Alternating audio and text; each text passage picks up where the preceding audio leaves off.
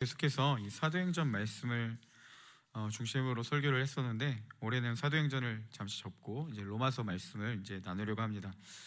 여러분, 사복음서라고 잘 알려진 마태, 마가, 누가, 요한 복음이 이 예수님의 생애, 그러니까 공생애를 기록을 했다면, 이 로마서는요, 그 복음이신 예수 그리스도가 어떠한 의미를 가지고 있는지 이 신학적으로 잘 정립해 놓은 책이라고 볼 수 있습니다. 그래서 종교개혁자 마틴 루터는요, 이 로마서에 대해서 이렇게 소개를 했습니다. 이 서신은 진실로 신학 성경의 주요 부분이며 또한 진실로 가장 순수한 복음이다. 로마서는 모든 그리스도인이 단어 하나하나 빠짐없이 암기하여 알고 있어야 할 뿐 아니라 영혼의 일용한 양식처럼 매일 자신을 로마서에 몰두해야 할 가치가 있다. 이렇게 로마서 말씀을 높게 평가를 했습니다. 그리고 이 종교개혁자, 동일하게 종교개혁자하고 또 장로교 신학의 이 근간이 된 존 칼빈도요, 이 로마서를 이렇게 이야기를 했습니다. 만일 우리가 이 서신의 진정한 이해를 얻는다면, 우리 로마서를 진정으로 이해한다면 우리는 성경의 가장 심오한 보물로 들어가는 열린 문을 가지고 있을 것이다. 이렇게 이야기를 했습니다. 성경의 가장 심오한 보물로 들어가는 열린 문을 가지게 될 것이다. 이렇게 로마서를 중요하게 여겼습니다. 사부 예배에 약 130명 정도의 우리 청년들 그리고 성도님들이 함께 같이 예배를 참석하고 있는데, 말씀 본문을 어떤 걸 나눌까 고민을 하다가 문득 이런 생각이 들었습니다. 여러분, 교회 예배에 참석하는 130명이 아니라 진짜 예수님의 사람들 130명이 함께 예배하면 어떻게 될까? 얼마나 좋을까? 그리고 그들 중에 한 명이라도 좋으니 바른 예수님의 제자, 그리고 예수님을 닮은 사람들이, 그리고 예수님을 만난 사람들이 나아가는 예배가 되었으면 좋겠다라는 마음으로 고민을 하다가요, 사도행전 말씀을 준비하다 다시 접고 로마서로 본문을 바꾸었습니다. 이 로마서는요, 이 로마에 있는 교회를 향한 사도 바울이 기록한 편지 형식의 글입니다. 사도 바울은 로마서 외에도 많은 교회를 향한 편지, 그리고 사람들을 향한 서신을 기록했는데, 그 서신과 다른 특징이 하나 있다면요, 에베소나 빌립보 교회나 다 로마서가 사도인 바울이 이 개척한 교회인 반면에, 이 바울의 영향을 받지 않는 교회가 이 로마서 교회였습니다. 그러니까 다른 서신들은 이 사도 바울의 영향을 다 받았는데요, 오직 이 로마 교회는 이 사도 바울의 영향을 받지 않는 교회였습니다. 그러니까 좀 독특한 특징을 가지고 있죠. 그래서 이 바울은요, 먼저 자신에 대해서 이제 로마 교회에 소개한 후에 이제 자기가 전하는 복음이 무엇인지 나누고, 또 이제 스페인 선교를 위해서 함께 같이 협력해 줄 것들을 구하는 것, 이것이 이제 로마서의 핵심적 말씀입니다.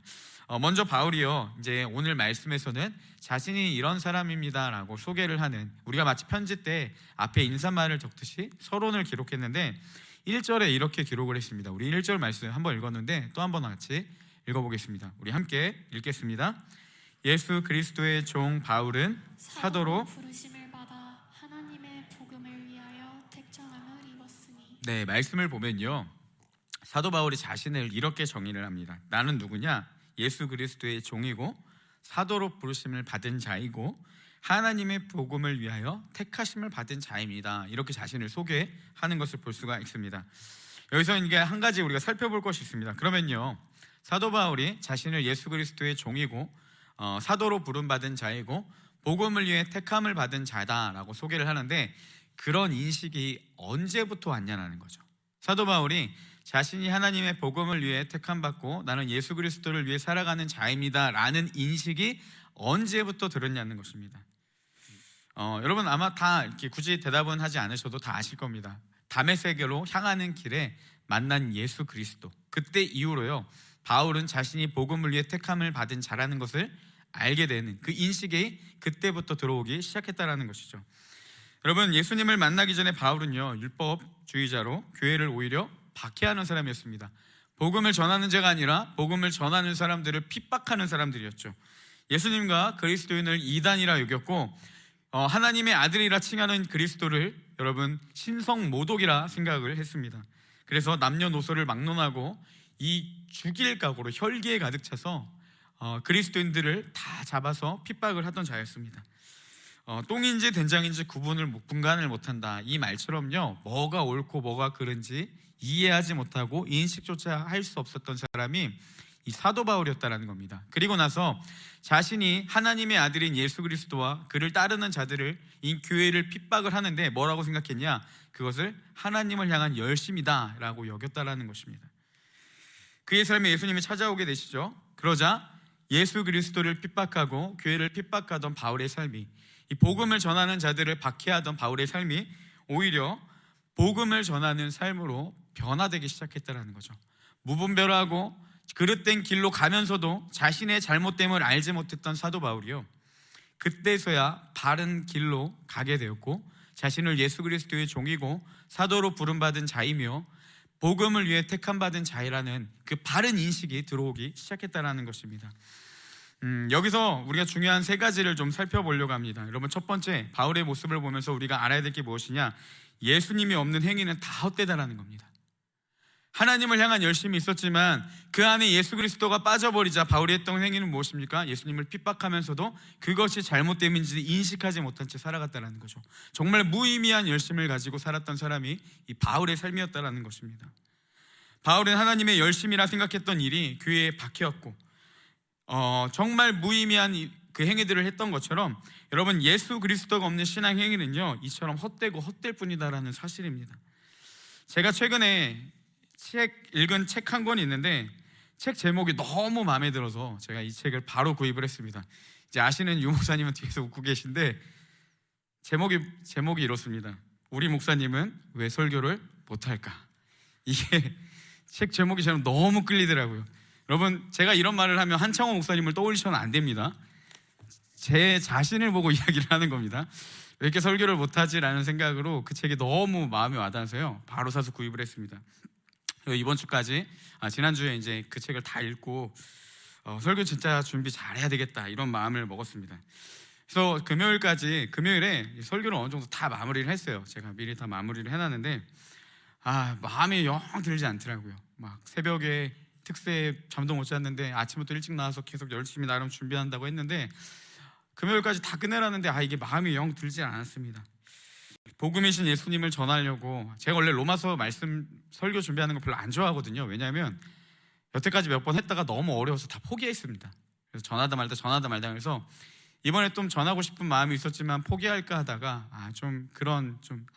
복음으로 좀 한 사람이 세워졌으면 좋겠다라는 마음이 들어서 다시 준비를 했는데, 정작 그 안에 복음의 은혜와 이 예수님이 좀 빠진 느낌이 많이 들었습니다. 그래서 저녁에 계속 고민하고 묵상하고 하나님께 기도하면서 좀 어떻게 해야 됩니까? 어떻게 준비를 해야 됩니까? 라고 계속 말씀을 묵상하고 또 하나님께 물었는데요, 그렇게 기도하면서 설교에 예수 그리스도를 묻어나기 위해서 좀 토요일날 그런 작업을 많이 했습니다. 복음의 능력이 나타나게 해달라고 기도하며 이 본문과 설교문을 반복해서 묵상하고 토요일날 그런 작업을 계속 이제 했던 것 같아요. 아마 이 작업을 안 했어도요, 제가 금요일날 설교를 이렇게 마무리해도 여러분, 제가 무난하게 설교는 했을 겁니다. 그렇지만 그런 설교가 무슨 의미가 있겠습니까? 여러분, 예수님이 빠져버린 하나님의 말씀이 무슨 의미가 있고 무슨 생명을 살리고 무슨 영향력을 줄 수가 있겠습니까? 제가 아무리 설교문을 잘 준비하고 뛰어난 언변으로 재치 있게 이야기를 한다 하더라도 예수님이 빠져버린 설교는요, 정말 아무런 의미가 없다라는 것이죠. 우리 청년팀 사역과 다음 부서 여러 사역, 그리고 다양한 사역들을 우리 교회에서 많이 하고 있는데, 정말 그렇게 헌신하는 우리 귀한 청년들, 그 헌신과 그들의 섬김이 너무나도 귀한데, 여러분 꼭 한 가지만 기억해 주셨으면 좋겠습니다. 여러분의 사역 가운데 그 마음에, 그 중심에 예수 그리스도가 빠져버렸다라면 그 사역은요, 적어도 내 스스로에게는 아무런 유익이 없다라는 겁니다.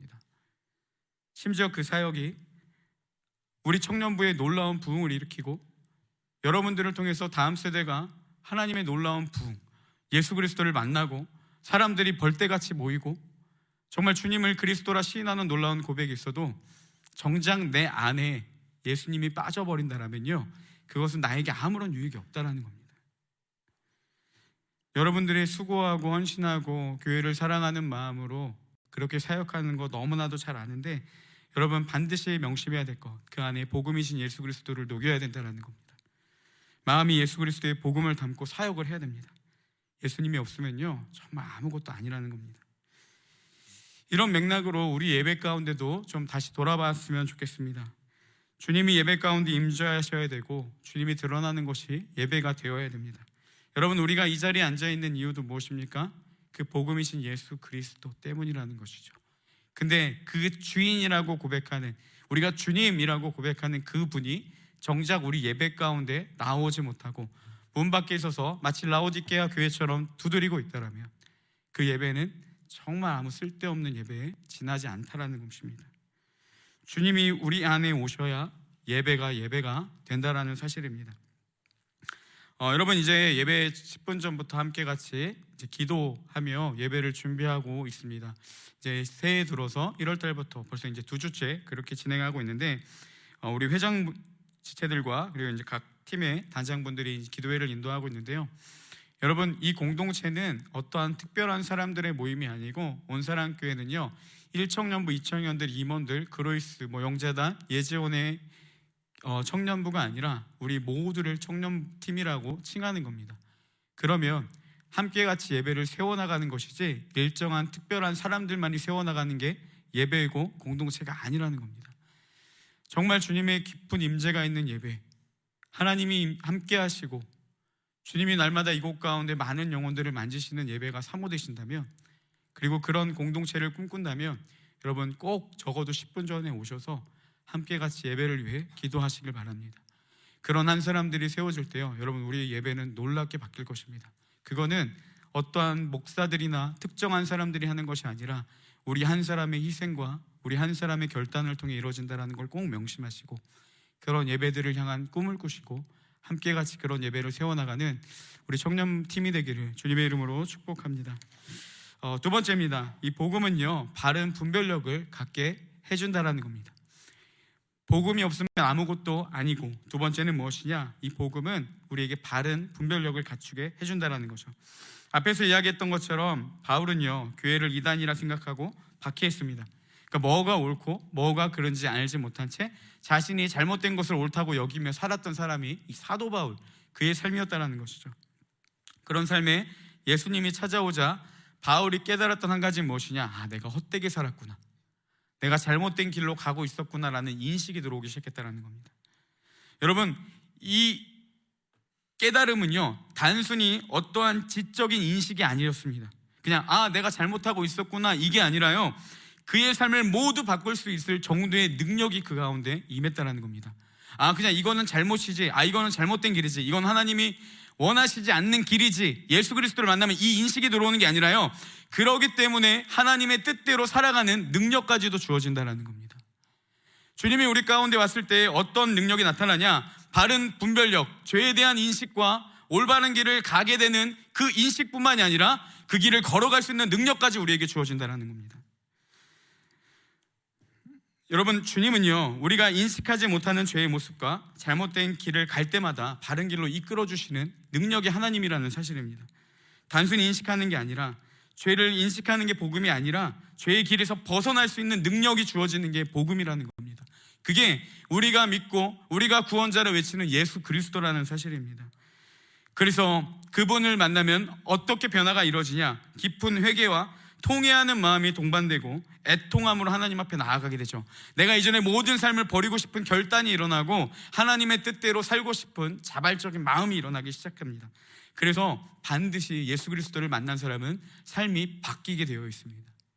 바뀔 수밖에 없게 됩니다. 그리고 이후로도 복음이신 주님과 함께하는 사람들, 그 예수님을 만나 삶이 변화되고 그분과 일평생 함께하는 사람들의 삶은요, 그 순간으로 그치는 것이 아니라 매일매일 변화되는 은혜를 누리게 된다는 겁니다. 이게 내가 잘해서가 아니라 그것이 복음의 능력이라는 사실입니다. 여러분, 그렇기 때문에 우리가 중요하게 여겨야 될 게 무엇입니까? 날마다 이 복음의 감격이 우리 가운데 있어야 된다는 사실이죠. 우리가 하나님의 영향력으로부터 가까이 할수록, 그렇게 하나님과 친밀함을 누릴수록 우리는 하나님을 더욱더 닮아가게 되는 은혜를 누리지만, 반대로 우리가 하나님의 영향력으로부터 점점씩 다시 벗어나게 된다면, 여러분, 언제인지도 기억하지 못할 만큼, 하나님을 우리가 인격적으로 만났을 때가 언제인지도 인식하지 못할 만큼 너무 오래된 과거로 전락해 버렸다면 우리는 그만큼 점점 세상을 향해 나아갈 수밖에 없다라는 사실입니다. 너무나도 당연한 말이고, 여러분 제가 굳이 이 시간에 이야기하지 않아도 다 아는 이야기인데요, 문제는 우리가 이걸 너무 가볍게 여긴다는 겁니다. 그런 얘기가 있어요. 여러분 왜 청소년기 시대에 뭐 사람들, 청소년들은 가끔 이제 뭐 오토바이를 막 과하게 밟거나 이제 좀 이렇게 약간 영웅 심리로 이제 무모한 행동들을 할 때가 있지 않습니까? 근데 그들의 심리적 특징이 하나가 이거래요. 나는 안 죽을 거야, 나는 괜찮을 거야 라는 인식이 있다는 겁니다. 그래서 그런 일들을 무모하게 이제 한다라고 했었어요. 근데 여러분 이거를요 동일하게 우리에게 대입해 봅시다. 하나님과 멀어질수록 세상을 가까워지고 우리는 그렇게 점점 하나님을 잃어갑니다. 이것까지는 이해가 돼요. 근데 왜 그게 우리가 문제를 인식하지 못하고 왜 우리 삶에 다가오지 않습니까? 그건 나랑 상관없는 얘기인 거예요. 나는 달라요, 나는 아닐 거라는 그런 생각이요, 이거는 나와 상관없는 이야기라고 우리가 스스로를 막고 나도 모르는 교만이 내 안에 들어오고 있다는 것입니다. 그러니까 방관해버리고 이 정도는 괜찮아, 나는 그래도 바뀔 거야, 그런 잘못된 생각을 하고 있다는 거죠. 제가 어려서부터 열심히 신앙생활하던 분들이 제 주변에 굉장히 많았습니다. 모태신앙이니까요, 교회 안에서 수련회를 갈 때마다, 예배를 드릴 때마다 정말 뜨겁게 하나님을 만나고 뜨겁게 하나님을 찾고 뜨겁게 하나님을 예배하는 사람들이 많이 있었습니다. 저는 비록 그때 주님을 인격적으로 알지 못했지만 그런 사람들이 누가 봐도 하나님은 정말 열심히 믿는 사람들이구나 라는 인식은 있었다라는 거죠. 근데요 여러분, 그분들이 지금은요 대부분은 다 교회를 떠났습니다. 제가 청소년 시기까지 저와 함께 교회를 다녔던 친구들 그리고 선후배들 대략 90%가 떠났습니다. 여러분은 어떻습니까? 아마 함께 같이 신앙생활했던 분들 중에 지금도 같이 신앙생활하는 분들도 있겠지만 아마 많은 분들이 여러분들 곁을 떠나신 분들도 있을 겁니다. 저는 그때를 종종 생각해 볼 때마다 나도 충분히 그럴 수 있겠구나, 조심해야 되겠구나 라는 생각이 듭니다. 여러분, 변함없이 주님을 섬기는 것, 그리고 그렇게 뜨겁게 하나님을 사랑하는 게요 생각처럼 쉽지는 않습니다. 이 강단에서는 너무 쉽게 이야기하는데 여러분 솔직히 삶에서는 굉장히 이게 쉽지가 않아요. 그렇게 쉬우면 우리가 떠나겠습니까? 오히려 더 우리의 마음이 뜨거워지죠. 원함은 있는데, 우리가 마음 가운데 그 갈망은 있는데, 문제는 뭐냐? 삶에서 나타나지는 않는 거예요. 쉽지가 않습니다.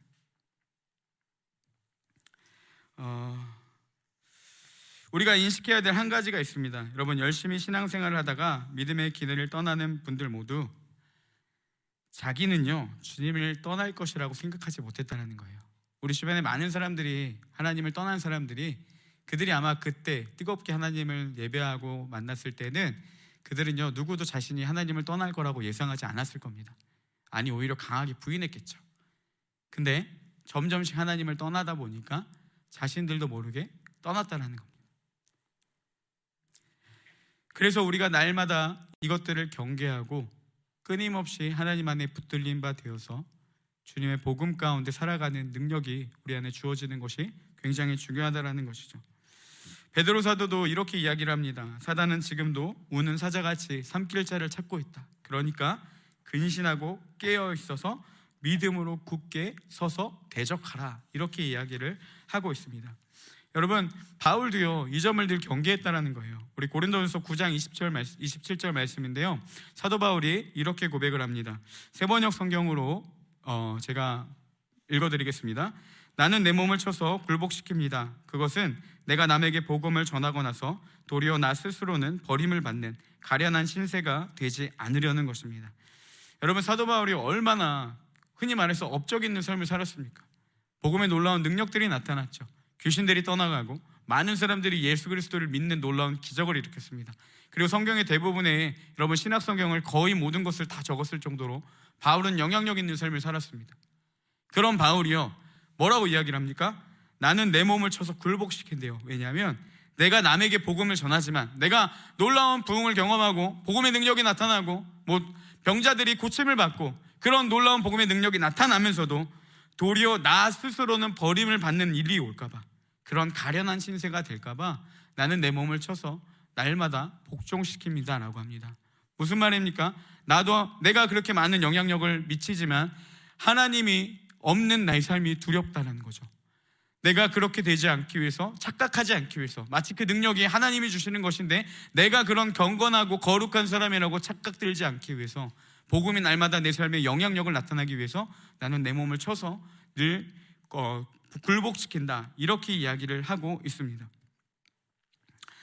그래서 23절에 보면 이렇게 이야기합니다. 나는 내가 복음을 위하여 모든 것을 행함은 복음에 참여하고자 합니다.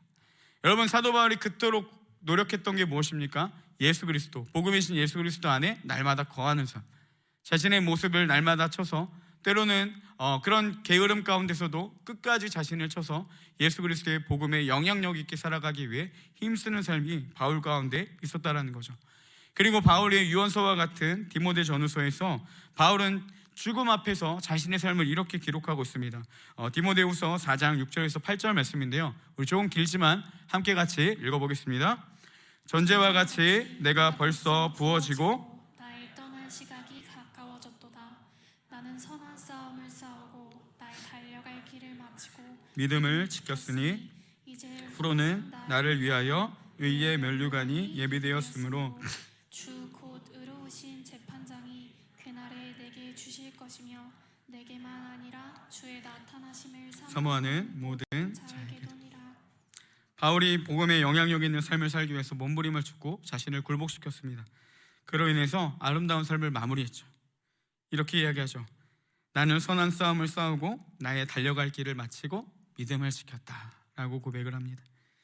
여러분, 우리의 마지막의 삶이, 우리가 정말 죽음을 앞둔 우리의 삶이, 내가 이 선한 싸움을 싸우고 달려갈 길을 모두 다 마치고 하나님이 주신 사명들을 다 감당하고 이제 믿음을 지켰다, 이렇게 고백을 하면 얼마나 우리 삶이 아름답겠습니까? 여러분, 바울이요, 그러면 왜 그토록 자신을 치면서 복음에 매달리기 위해 힘썼을까요? 이 말이 자칫하면요, 우리에게 하나의 압박으로 다가옵니다. 가뜩이나 마치 우리가 누려야 될 것들을 제한하고, 우리가 뭐 여행을 가거나 어떤 그 취미 생활들을 제한하고, 그럼 이 시간을 다 하나님께 드려야 되나? 이런 압박이 올 수가 있다는 거죠. 또 하나의 부담이 될 수도 있습니다. 여러분, 사도 바울이 자신의 몸을 쳐서 굴복시킨 것은요, 단순히 그에 대한 두려움은 이 죽음, 하나님을 떠나는 것에 대한 그런 어떤 죽음이 임할 것이라는 두려움이 아니었습니다. 무서워서 그렇게 했다는 게 아니에요. 그러니까 왜냐하면 그 지옥 형벌에 대한 무서움이 아니었습니다. 바울은요, 주님과 함께하는 것이 가장 큰 행복이기 때문에 몸부림을 쳤고, 주님과 멀어지는 것이 두렵기 때문에 그 행복을 잃을까봐 그 두려움에 떨었다는 겁니다. 여러분, 아마 예수님을 따르기로 결정하시고 예수님을 따르시는 우리 많은 청년들, 여러분, 그 죽음이 두려워서 예수님을 따르십니까? 아니죠. 그분이 너무 좋으니까, 그리고 그 기쁨을 빼앗기기 싫으니까. 인간에게 가장 큰 행복이 무엇이겠습니까? 창조주이신 하나님을 경험하는 것. 세상에 줄 수도 없는 가장 큰 기쁨은요, 하나님 안에 주어지는 겁니다. 그 기쁨이 빼앗기는 것이 두려우니까 우리 몸을 굴복시키고 날마다 쳐서 복종시키면서 하나님께로 나아가는 것 아니겠습니까? 복음은요, 우리가 더욱더 그 길을 걸어갈 수 있도록 바른 길을 제시해주고 살아갈 수 있는 능력을 우리 가운데 허락해 준다는 것입니다. 변함없이 이 기쁨을 누릴 수 있는 비결, 복음의 영향력 안에 살 수 있는 삶의 비결은요, 복음이신 주님께 날마다 다가가는 것입니다. 그분을 매일 떠올리고, 그분을 매일 묵상하고, 그분을 매일 고백하고 인정하며 그분과 함께 동행하는 것. 그런 자들을 통해서 이 복음의 놀라운 능력이 더욱더 부어진다는 사실입니다. 우리 사랑하는 귀한 청년부 여러분, 하나님을 가까이 하시기를 소망합니다. 그래서 바울처럼 흔들림 없이 마지막까지 내가 이 선한 싸움을 다 싸우고 나의 달려갈 길을 마치고 믿음을 지켰다, 이런 아름다운 고백이 우리의 삶으로 나타나기를 소망합니다. 이 복음의 영향력을 받는 삶, 셋째는 무엇이냐? 이 삶의 목적을 발견하게 된다는 것이죠. 예수 그리스도를 만나면요, 우리의 삶의 목적을 발견하게 됩니다. 예수님을 만난 후에 바울은요, 이렇게 고백을 하죠. 예수 그리스도의 나는 종이고 복음을 위해 택함을 받았고 사도로 부름을 받았다. 그러니까 내가 태어나고 내가 살아가는 목적이 무엇이냐, 이건데 그걸 언제 알게 됐냐? 예수님을 만난 이후에 알게 됐다는 겁니다. 미국의 세들백 교회 릭 워렌 목사님이 2000년대 초반에 쓰신 책 중에 목적이 이끄는 삶이라는 책이 있습니다. 세계 약 50여 개의 언어로 번역됐고 3천만 부 이상이 판매될 만큼 그 당시에 굉장히 인기 있는 기독교 안에서 인기 있는 책이었습니다. 릭 워렌 목사님은 사람이 왜 존재하는지 이에 대해서요, 하나님 안에 5가지 목적이 있다라고 그 책에 기록되어 있고, 이 5가지 목적을 이제 40일간 이제 살펴보는 그런 이 가이드북 같은 책이 이 목적에 이끄는 삶입니다. 그래서 그거를 읽는 많은 사람들이 하나님이 어떻게 우리를 지으시고 어떤 목적을 갖고 계신지 그 방향성을 이제 잡도록 도와주는 그런 책이었습니다. 여러분, 하나님은요, 우리를 아무렇게나 부르시고 만들지 않으셨습니다. 분명히 각자 한 사람 한 사람을 향한 하나님의 목적이 있고 하나님의 뜻이 있다는 거죠. 하나님 안에서는요, 의미 없는 인생이라는 게 존재할 수 없다는 겁니다. 중요한 것은 우리가 그 주님이 우리를 지으신 목적을 발견해야 되고 삶의 방향성을 그 목적에 맞추고 나아갈 수 있어야 된다는 겁니다. 그 내비게이션 역할을 하는 것이 바로 이 복음이라는 것이죠. 윌러브의 유명한 찬양 중에 시간을 뚫고라는 찬양이 있습니다. 아마 저도 개인적으로 굉장히 좋아하고 우리 청년들도 좋아하는 분들이 많이 있을 텐데, 제가 그 후렴 가사 중에 굉장히 좋아하는 이 고백이 있습니다. 어떤 가사냐면, 꿈 없는 우리에게 그 나라 보여주셨네. 저는 이 고백을 할 때마다 하나님께 엄청 좀 감사하고 좀 마음이 먹먹해집니다.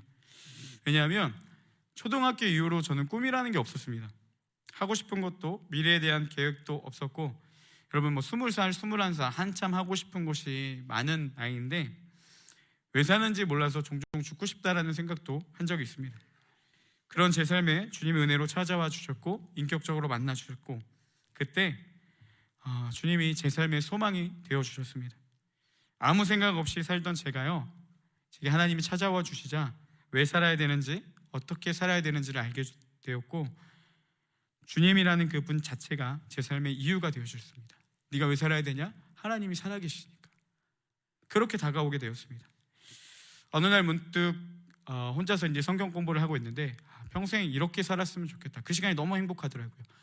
평생 이렇게 살았으면 좋겠다라는 게 제가 이 하나님의 부르심을 놓고 기도를 하는 순간이었고, 그때보다 한 2년, 3년간 기도한 후에 하나님의 부르심을 받고 지금 이렇게 목회자로 나아가고 있습니다.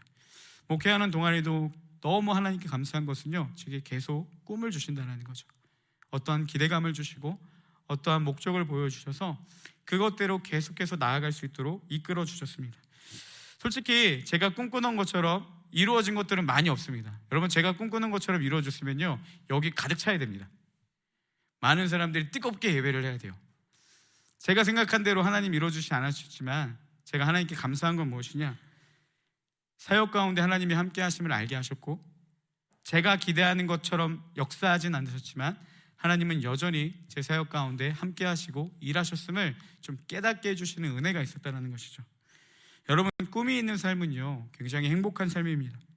하나님은 저를 만나주신 이후로 그때부터 지금까지 제게 끊임없는 꿈을 주시고 그 꿈대로 나아갈 수 있도록 이끌어주신 너무 좋으신 분이십니다.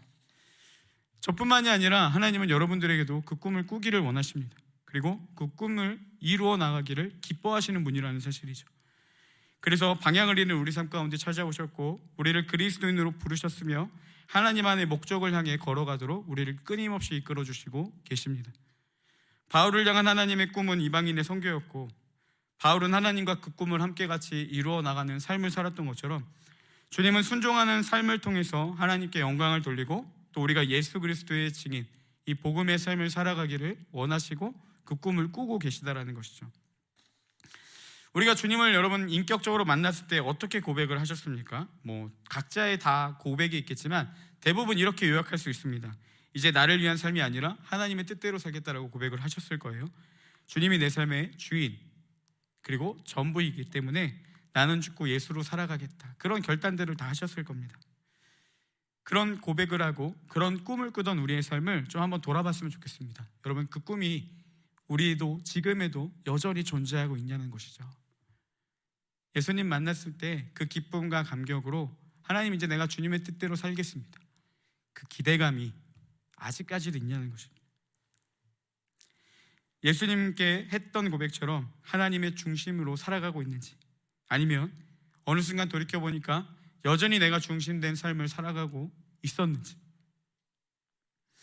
우리가 주를 위한 삶을 살아갈 때, 주를 위해 살기로 결단할 때 하나님은 그 인생을 반드시 책임져 주십니다. 그리고 그 마음에 하나님의 꿈을 꾸게 하시고 그 꿈을 이루도록 주님께서 신실하고 또 성실하게 역사해 주신다라는 사실입니다. 여러분, 그렇게 하나님은 우리 마음 가운데 소원과 꿈을 주시고 하나님의 뜻들을 이루어 가시며 우리가 그 뜻을 이루어 갈 수 있도록 우리를 끊임없이 이끌어 주시는 분이라는 겁니다. 중요한 게 무엇입니까? 그 복음의 영향력 가운데 우리가 날마다 나아가야 된다는 것이죠. 그때 했던 고백처럼 주님을 깊이 만나는 은혜의 감격이 날마다 우리 가운데 있어야 된다는 겁니다. 하나님의 인도하심에 재미있는 사실 한 가지가 있는데요, 여러분, 꿈을 꾸게 하시는데 중요한 건 뭐냐? 다 확 보여주면 너무 편한데 하나님은 그렇게 하지 않으세요. 순간순간마다 인도하시는 걸 볼 수가 있습니다. 예를 들어서 사도 바울은 이방인의 사도로 부르심을 받았습니다. 근데 내가 너를 통해서 이방 나라들에게 예수 그리스도의 복음을 증거한다, 이렇게 말씀을 하셨는데 중요한 건 뭐냐? 어떻게 사역해야 되고 어디를 가야 되고 또 무엇으로 해야 되는지는 말씀하지 않으셨다는 거죠. 그때마다 상황이 주어질 때마다 하나님은 사도 바울을 이끌어 가셨습니다. 이런 내용들이 사도행전에 굉장히 많이 기록되어 있고요, 그 중에 한 가지 사건을 보면 사도행전 20장 22절입니다. 하나님이 이 사도 바울을 통해 예루살렘으로 가라라고 말씀하시는데 사도 바울이 이렇게 고백합니다. 보라, 이제 나는 성령에 매여 예루살렘으로 가는데, 그때 알게 되었죠. 근데 문제는 뭐냐? 거기서 무슨 일을 당할지 알지 못하노라 라고 합니다. 자신이 성령에 매여 예루살렘으로 가는데 거기서 무슨 일이 일어날지는 모르겠다는 거죠. 단지 예상할 수 있는 두 가지는, 하나는 이방인의 선교로 부르셨으니까 물론 이방 땅이 아니더라도 그곳에서 복음을 전하는 사역을 감당하든지, 아니면 또 한 가지, 그 이후에 23절에 보니까 성령님께서 이렇게 말씀해 주셨다고 해요. 결박과 환란이 기다린다. 그냥 그것만 알고 갔다라는 거죠.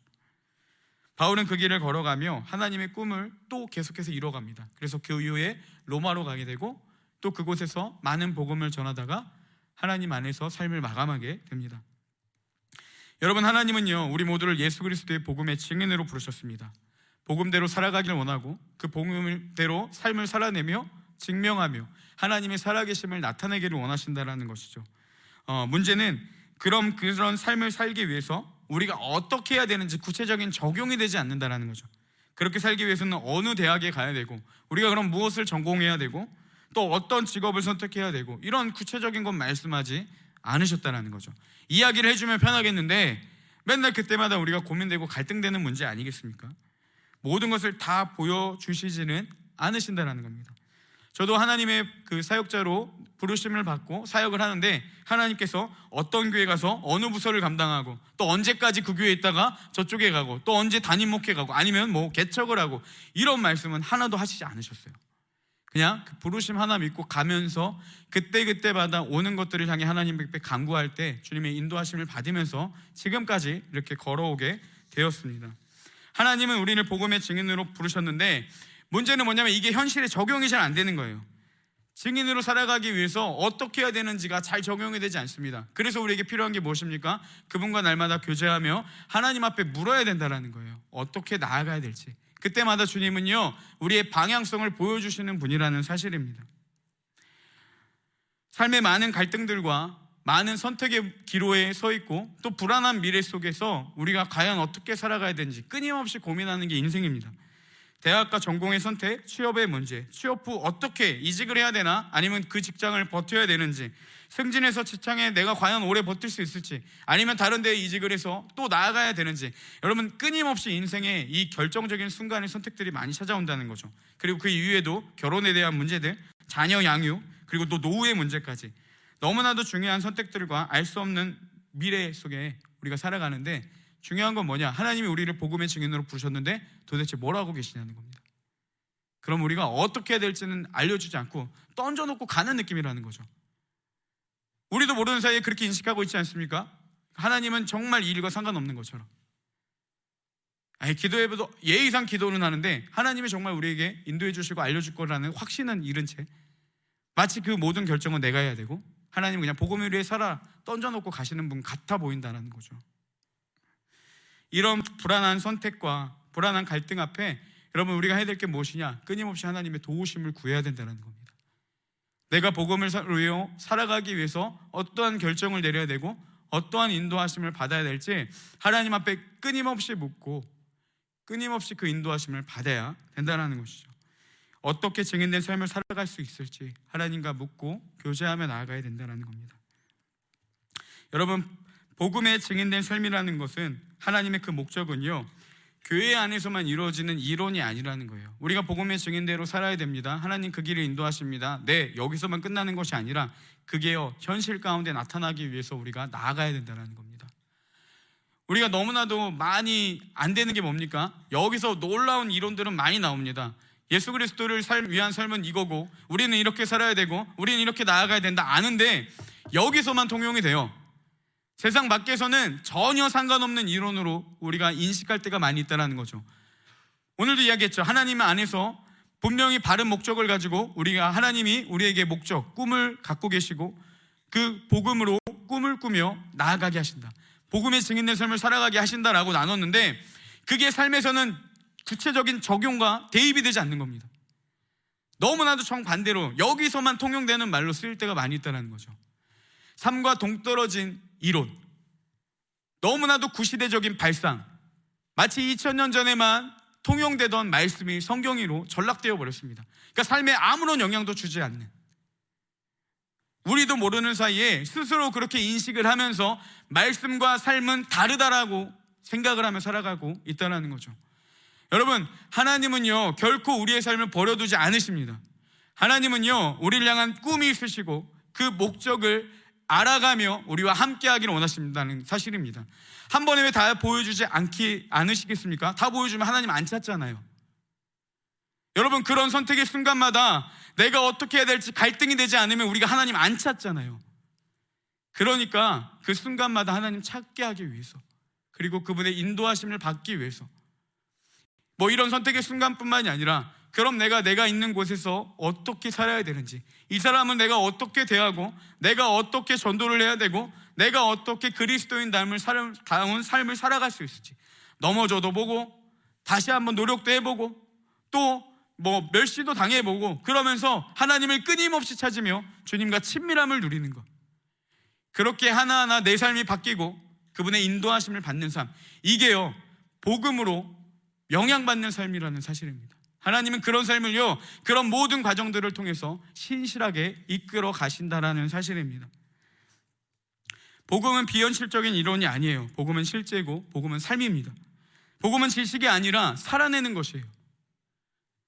예수 그리스도는 우리의 삶의 주인 되시고 우리는 그분의 영향을 받아서 삶의 증인으로 나아가야 한다는 사실입니다.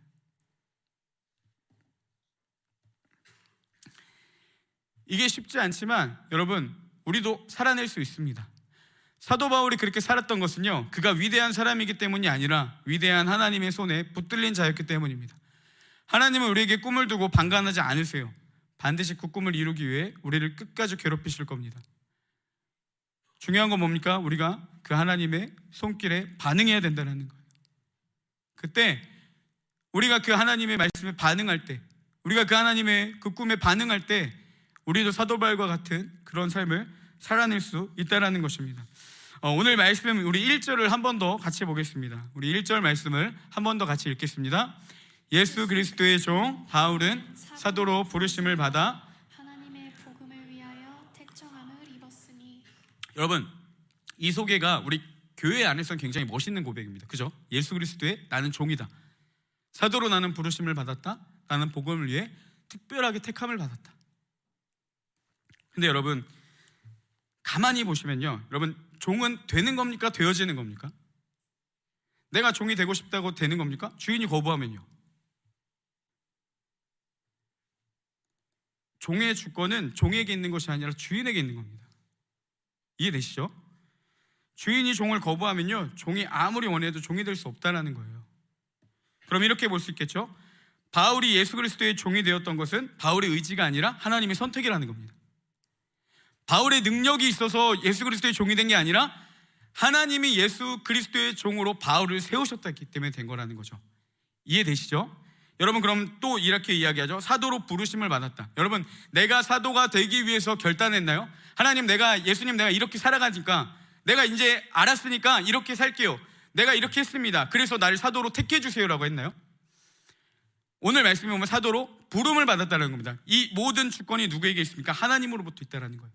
그러면 예수 그리스도의 종이 된 것도, 사도가 된 것도 하나님이 그 일을 택하시고 하나님이 그를 부르셨다는 거죠. 또 이렇게 이야기하죠. 복음을 위하여 택정함을 받았다. 내가 복음을 위해 열심히 살아갔던 게 아니에요. 하나님이 그 복음을 위해 나를 택하셨다는 겁니다. 그럼 여러분 이렇게 볼 수 있습니다. 1절에 너무나도 아름답게 우리 신앙을 가지고 보면 1절의 바울의 고백은 너무나도 부러운 고백입니다. 그는 자신을 예수 그리스도의 종이라고 고백하고 사도라고 고백하고 복음을 위해 택함받은 자라고 자신을 자랑 있게 이야기하는데, 그 모든 자랑이 사도 바울의 능력으로부터 온 것이냐? 그게 아니라 하나님이 그를 택하시고 그를 부르시고 그를 사용하셨다는 겁니다. 여러분, 우리 가운데 복음을 위해 살아가도록 하나님은 목적을 두시는데, 그 목적을 이루게 하시는 주권이 누구에게 있냐? 내 삶의 능력으로부터 오는 것이 아니라 하나님으로부터 온다는 겁니다. 답답하고 말씀대로 살아가기 힘든 거 압니다. 그렇지만 여전히 그 가운데서 우리가 살아가고 숨을 쉴 수 있는 이유가 무엇입니까? 하나님이 우리를 택하셨고 하나님이 우리를 부르셨고 하나님이 우리 안에 꿈을 주셨고 하나님이 그 꿈을 이루어 가신다는 거예요. 그 일 가운데 우리와 함께 하기를 원하신다는 사실입니다. 여러분, 내 삶의 모습과 행동을 보는 것이 아니라 그 부르심을 믿고 나아가는 자들 가운데 놀라운 하나님의 역사가 일어나기 시작합니다. 하나님은요, 그 말씀을 믿는 자들에게 행할 수 있는 능력을 부어주신다는 거예요. 기독교는 결단을 잘하고 각오하며 나아가는 교회가 아니라 연약하기 때문에 하나님을 의지하는 자들을 사용하시는 곳입니다. 하나님은요, 능력 있는 자를 사용하시는 게 아니라 연약해서 자신을 찾는 자들, 말씀으로 살고 싶어서 하나님께 몸부림치는 자들, 그렇게 울부짖고 주님을 애타게 구하는 자들을 하나님은 사용하신다는 사실입니다. 하나님의 능력은 그런 자들에게 주어진다는 겁니다. 우리가 복음으로 살아갈 수 없어요. 내가 내 직장에서, 내가 내 학교에서, 내가 내 주변의 모든 영역 가운데서 말씀으로 살아가는 게 너무 힘들어요. 그럼에도 우리가 할 수 있는 한 가지는 무엇입니까? 주님, 내가 그것 가운데 하나님의 뜻대로 살고 싶습니다. 주님의 꿈대로 나아가고 싶습니다. 그렇게 하나님 의지하고 기도하며 나아가는 자들의 삶을 하나님이 택하시고 하나님이 부르시고 하나님이 사용하신다라는 사실입니다. 여러분, 이제 말씀을 정리하겠습니다. 우리 찬양팀 나와주시고, 우리 정말 기억해야 될 거 한 가지 무엇입니까? 하나님은요, 하나님이 부르시고 하나님이 하신다라는 거예요. 우리에게 요구되는 거 한 가지, 믿음입니다. 주님이 그렇게 하실 거라는 믿음, 주님이 반드시 하신다라는 그 믿음, 그 믿음만 있으면 하나님이 함께 같이 그 꿈을 이루어 나가신다라는 사실입니다. 단순해요. 믿기만 하면 하나님이 이루어 가세요. 하나님은요, 여러분들에게 순종을 요구하시기 전에 그 말씀대로 우리를 살아가게 하실 수 있는 하나님의 능력을 믿는지를 보신다는 거예요. 이 믿음 가지고 함께 같이 나아가길 소망합니다. 우리 이 시간 찬양하고 함께 기도하겠습니다. 우리 하나님의 부르심 함께 같이 찬양하겠습니다.